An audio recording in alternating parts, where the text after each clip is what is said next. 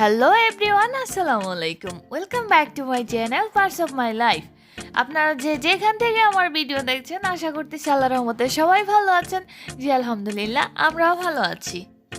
আজকে আমি চলে এসেছি আরেকটা ভিডিও নিয়ে। আর এই ভিডিওতে আমি একটা ডেজার্ট রেসিপি দেখাবো, আর সেটাও আনকমন এবং ইউনিক হতে পারে। কারণ হচ্ছে এটা কখনো আপনারা দেখেছেন কিনা আমি জানি না, তো আমার রেসিপিটা আপনাদের কাছে হয়তো অনেকটাই ভালো লাগতে পারে।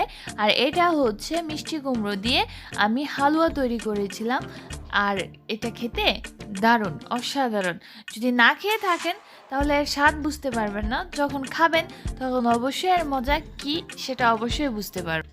বহু পুষ্টিগুণ সম্পন্ন এই মিষ্টি কুমড়া দিয়ে কিভাবে আমি ডেজার্টটা করেছি, অবশ্যই পুরোটা দেখার জন্য আমার সাথেই থাকবেন। তো চলুন আজকের মতো শুরু করা যাক। মজাদার মিষ্টি কুমড়ার হালুয়া তৈরি করার জন্য আমার প্রথমেই দরকার মিষ্টি কুমড়া, কারণ যেহেতু করছি মিষ্টি কুমড়া দিয়ে অবশ্যই মিষ্টি কুমড়া প্রয়োজন। তো মিষ্টি কুমড়াটা আমি এখানে করে নিচ্ছি, উপরে যে খোসাটা আছে সেটা ছাড়িয়ে নিচ্ছি, ভিতরে যে বীজের অংশটা আছে সেটা ছাড়িয়ে নিচ্ছি। তারপর এটাকে একদম পাতলা করে পিস পিস করে, তারপর এর মধ্যে ছোট একদম কুচি কুচি করে কেটে নিচ্ছি, একদম কুচি কুচি করে কেটে নিচ্ছি। আমি কয়েকটা কিভাবে আপনারা করতে পারেন আমি 3ভাবে দেখিয়েছি আপনাদেরকে এই ভিডিওতে, দেখতে পাচ্ছেন একটা। তারপরে চাইলে আপনারা কিন্তু গ্রাইন্ড করেও নিতে পারেন, আপনারা চাইলে ব্লেন্ডার করেও নিতে পারেন। তো এখানে দেখতে পাচ্ছেন একটা বড়টা দিয়েও আমি করতেছি, ছোটটা দিয়েও করতেছি। এটা একটু বড় দেখা যায়, ছোটটা দিয়ে করলে আমার কাছে মনে হয় একদম পারফেক্ট হবে, কারণ হচ্ছে এটা দিয়ে একদম সুন্দর হয়েছে। তো এভাবে আপনারা করে নেবেন, যেভাবে গাজর করে। তো এটাকে গ্রাইন্ড করে নেবেন। এখন আমি চলে যাচ্ছি চুলায়। আমি একটা ফ্রাই প্যান বসিয়ে দিয়েছি, তারপরে এর মধ্যে দিয়ে দিচ্ছি বাটার।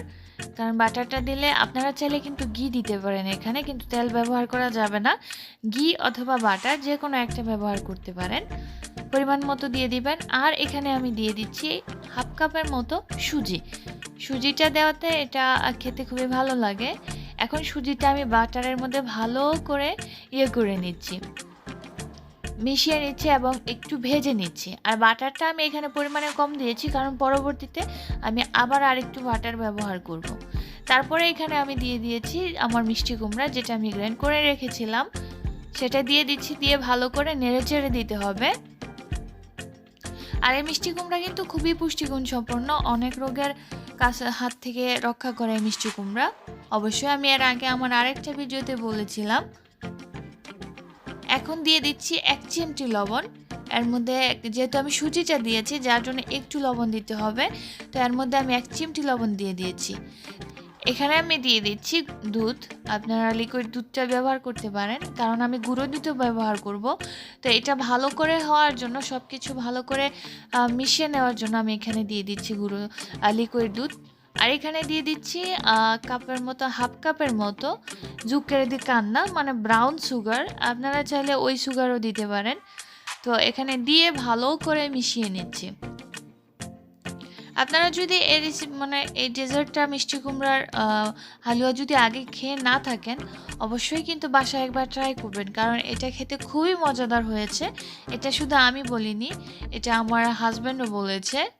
এখানে আমি 1/3 কাপের মতো গুঁড়ো দুধ দিয়ে দিয়েছি। গুঁড়ো দুধ দিলে কিন্তু এটার ফ্লেভারটা আবার খেতেও খুবই ভালো লাগে, এটার স্বাদটা আরেকটু দ্বিগুণ হয়েছে। যেহেতু আমি এখানে লিকুইড দুধ ব্যবহার করেছি, সেটার একটা স্বাদ আছে, তবে গুঁড়ো দুধটার স্বাদটাও কিন্তু অনেকটাই বাড়িয়ে দেয়। আপনারা আগে দেখেছেন কিনা এই রেসিপিটা, এই ডেজার্টটা? যদি না দেখে থাকেন আমাকে অবশ্যই কমেন্টের মাধ্যমে জানিয়ে দিবেন। তারপর এর মধ্যে আমি দিয়ে দিয়েছিলাম বাদাম কুচি। আপনারা চাইলে এটা দিতেও পারেন, নাও দিতে পারেন, তবে দিলে যখন খাবেন মুখের মধ্যে একটু লাগে, তখন খেতে খুবই ভালো লাগে। তো আমারটা যখন নাড়াচাড়া করতে করতে পানিটা অনেকটা শুকিয়ে গেছে, এর মধ্যে আমি দিয়ে দিয়েছি কিছুটা বাটার। এটাকে আপনার ফ্রাই প্যান থেকে এটা ছাড়িয়ে নিবে। ভালো করে কিন্তু কন্টিনিউ নাড়াচাড়া করতে হবে, এটা কিন্তু বন্ধ করা যাবে না, কারণ বন্ধ করলে এটা নিচে লেগে যেতে পারে।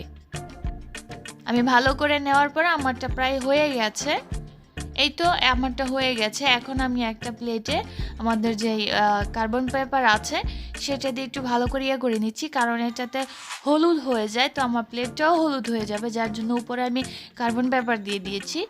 এখন গরম থাকা অবস্থায় এটাকে ভালো করে গোল সাইজ অথবা আপনাদের যে কোনো পরিমাণে যে কোনোভাবে সাইজ করতে চান ডিজাইনের জন্য আপনারা কিন্তু করে নিতে পারেন, তবে গরম থাকা অবস্থায় কিন্তু এটা করতে হবে। আপনারা যেভাবে চান যে কোনো আকৃতির করে নিতে পারেন। আমি গোল আকৃতির করে নিয়েছি, কারণ লাড্ডু আমার কাছে গোলই ভালো লাগে, যার জন্য আমি গোল করে করে নিয়েছি। দেখতেই পাচ্ছেন আমার অনেকগুলো হয়েছে। এখন এটাকে আমি ডেকোরেশন করার জন্য এখানে নিয়ে নিয়েছি গুঁড়ো নারকেল। আপনারা চাইলে এখানে চিনিও ব্যবহার করতে পারেন, তবে আমার কাছে গুঁড়ো নারকেলটাই বেশি ভালো লেগেছে।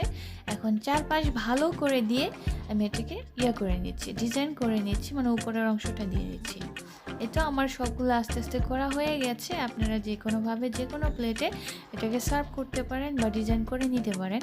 আশা করছি এরকম একটা রেসিপি যদি আপনি বাসায় করেন আপনার ফ্যামিলি এবং ফ্রেন্ডসের কাছ থেকে অবশ্যই প্রশংসা পাবেন, কারণ এরকম ইউনিক রেসিপি যদি আপনি প্রেজেন্ট করে থাকেন সবাই বলবে যে আপনি খুবই বুদ্ধিমান।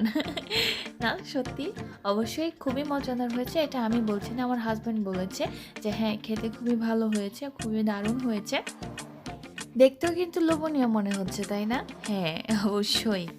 আমিও যখন খেয়েছি, আর এটা কিন্তু আমি ফার্স্ট টাইম খেয়েছি, তো আমার কাছেও খুবই ভালো লেগেছিল। আশা করছি আপনারা বাসায় ট্রাই করবেন, ট্রাই করে আপনারাও এটার পরখ করে দেখবেন যে আমি বলছি যেটা সেটা সত্যি কিনা, তাহলে হয়তো বিশ্বাস হবে। তো আপনারা অবশ্যই কিন্তু বাসায় ট্রাই করবেন। এখন আমি একটা আপনাদেরকে খেয়ে দেখাচ্ছি এর ভিতরের অংশটা কেমন হয়েছে।